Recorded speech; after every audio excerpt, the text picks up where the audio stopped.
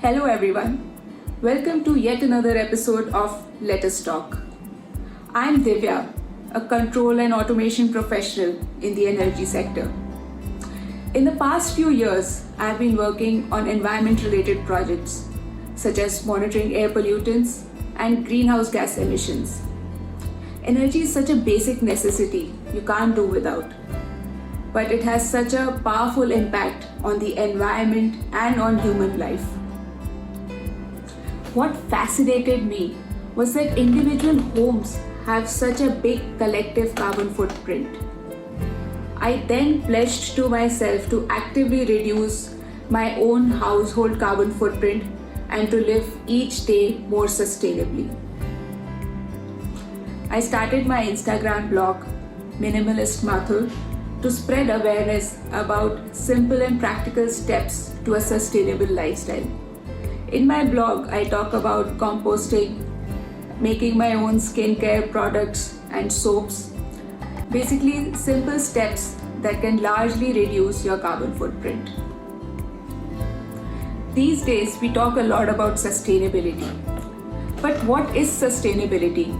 Why do we need to be sustainable? What can we do and how can we contribute? Today, let us talk about sustainability. The earth warms up naturally due to greenhouse effect. We all remember reading about it in our science lessons during school days. So let us take a quick recap. It's the absorption of sun's infrared radiations or the heat radiations by the greenhouse gases in the atmosphere, which are primarily carbon dioxide and methane, among others. Increased concentration of these greenhouse gases leads to global warming, which is an international emergency.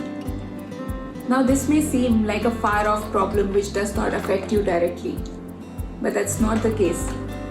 Frequent floods, droughts, forest fires, and hurricanes are happening near your home, and we need to act fast. We must reduce global warming by reducing the greenhouse gases in the atmosphere. So yes, this is critical, but what can we do as an individual? How can we reduce the greenhouse gas levels?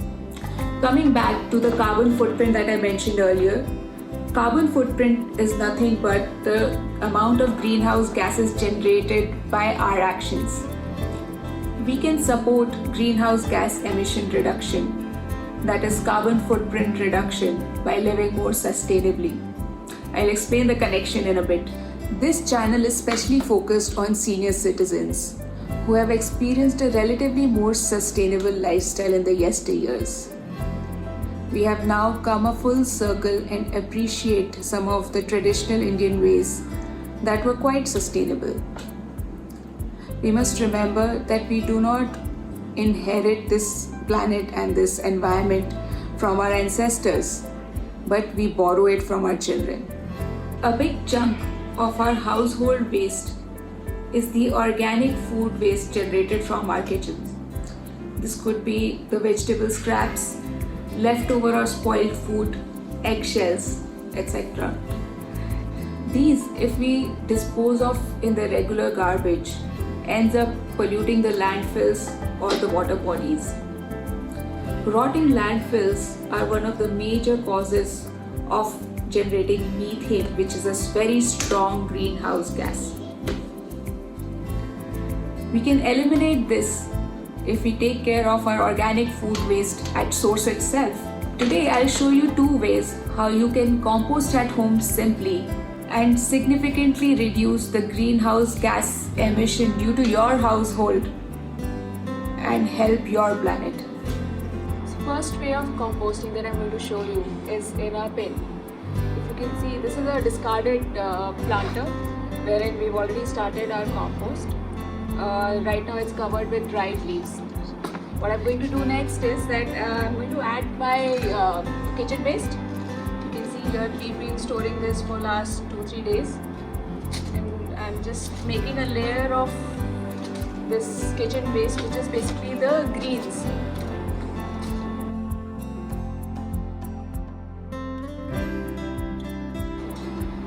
So this is a layer of wheat here, right?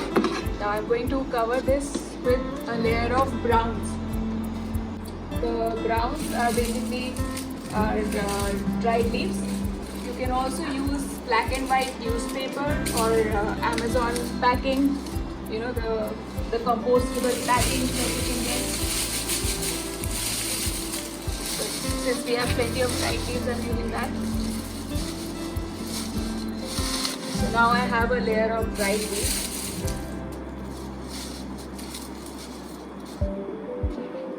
To start off the decomposing of the food waste, we are going to add some buttermilk, which has probiotic. So it basically accelerates the decomposition of our food waste. We can continue adding the greens and the browns in layers, alternate layers, and finally you need to cover this up with a cardboard or the cover, whatever you have, and give it a mix every 3-4 days, and about 45 days to 2 months later you will have ready compost. If you don't have a garden, you can give that compost to a nearby tree. It will only thank you, and you would have gotten rid of your organic waste suitably. The second way of composting, if you have sufficient garden space, you could easily dig up a spot anywhere near a tree, and you could maybe dig up about a foot deep hole in the ground and just simply add your kitchen waste directly, just bury it. So I've already dug up a small hole here. You could even do this on a daily basis, you know, just dig small holes and bury your food waste here. So as an example, I've just put in this much of waste. If you have dried leaves, the browns, you can add that, but the soil itself also works as the browns. So the browns here are optional. So is the probiotic. You don't really need the probiotic, because here what you're doing is just burying your kitchen waste and forgetting about it. Right? So I've put some browns as well, and now I'm covering it up. Cover it sufficiently, say about an inch or an inch or two. There. So the food waste is buried here. I have done it specifically next to my moringa. I want to show you, like about 3 months back, this moringa was this high.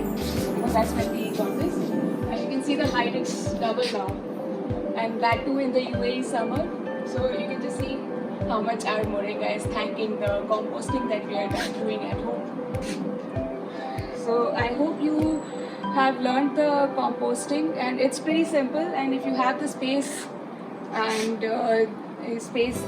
the time, I would definitely encourage that you should do composting at home.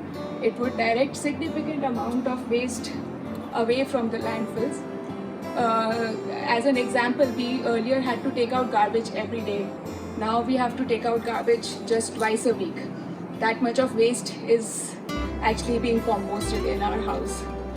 Now that we are done with composting, what next?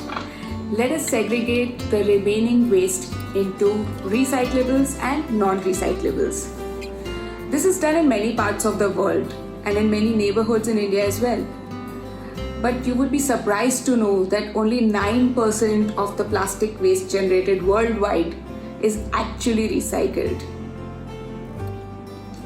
When we don't segregate the waste and dispose of all of it as garbage, what happens is that the recyclables cannot be recycled and end up polluting the landfills or water bodies. So what can be composted ought to be composted, and what can be recycled must be recycled. We must maximize employing the good old kabadiwalas and the raddiwalas and the recycling centers.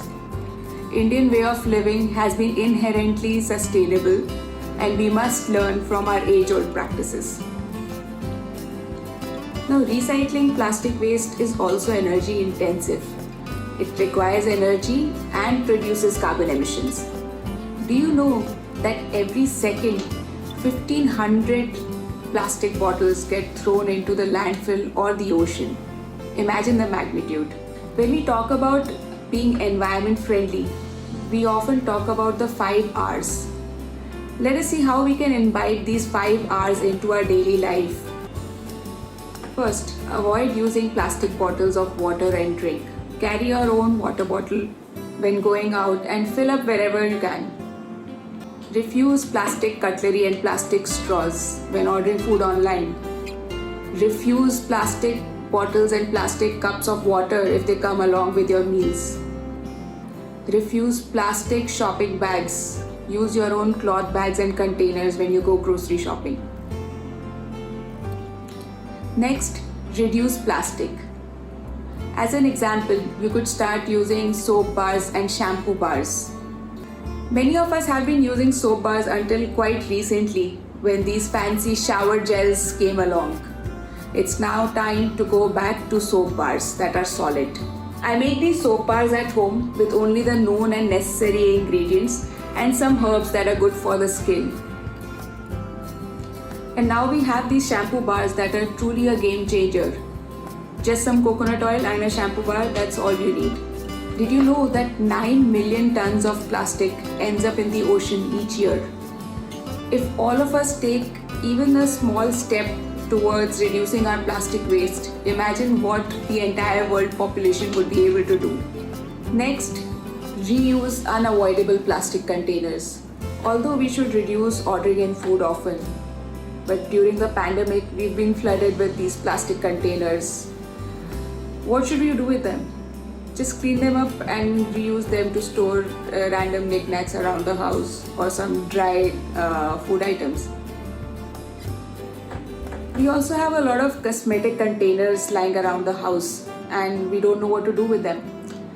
Although now I have stopped buying all of these cosmetic containers because I make them at home, but the ones that I used to have, I am now using them to store the creams and the lotions that I make at home. Even this lip balm container contains the lip balm that I have made at home now.